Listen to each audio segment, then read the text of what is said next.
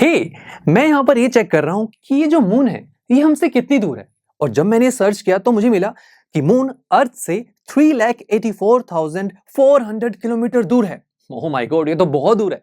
देखने से तो लगता है कि ये बहुत पास होगा।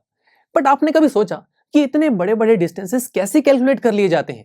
क्या हमारे मैथमेटिशियंस या फिर साइंटिस्ट मेजरिंग टेप लेके गए थे अर्थ से लेके मून तक? नो माय फ्रेंड्स, ऐसा नहीं है। उन्होंने बहुत ही इंटरेस्टिंग तरीका निकाला ऐसे डिस्टेंसेस को कैलकुलेट करने के लिए। देखिए उन्होंने क्या कहा कि जब भी आप कभी बिल्कुल सीधा चल रहे होते हैं तो आप किसी पॉइंट को देख रहे होते हैं। जैसे कि सपोज मैं यहाँ पर खड़ा हूं तो मेरा हेड बिल्कुल ऐसे है और मैं यहाँ पर बिल्कुल सामने किसी एक पॉइंट की तरफ देख रहा हूं। ओके, अब अगर मुझे इस मून को देखना है तो मुझे अपने हेड को ऊपर करना होगा। और अब मैं देखिए इस मून को देख रहा हूं तो मुझे एक और पॉइंट मिला। तो अगर मैं इन दोनों पॉइंट को ज्वाइन करूं तो क्या मिला? एक ट्राइंगल। ओके, अब ये बहुत खास ट्राइंगल है। क्यों?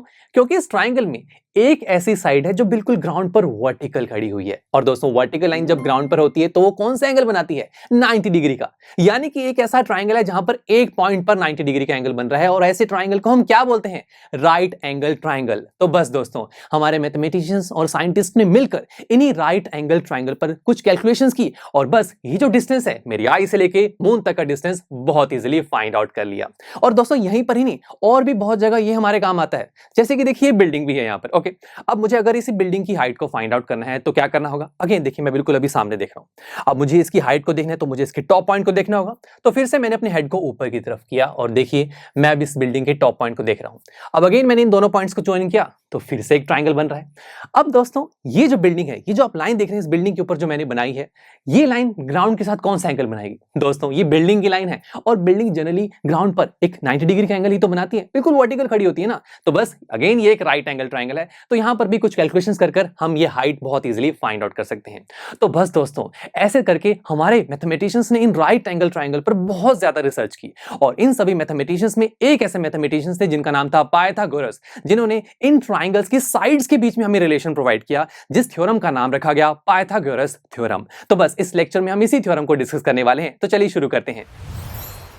Pythagoras theorem. दोस्तों ये थ्योरम मैथ्स की दुनिया की सबसे इंपॉर्टेंट थ्योरम मानी जाती है।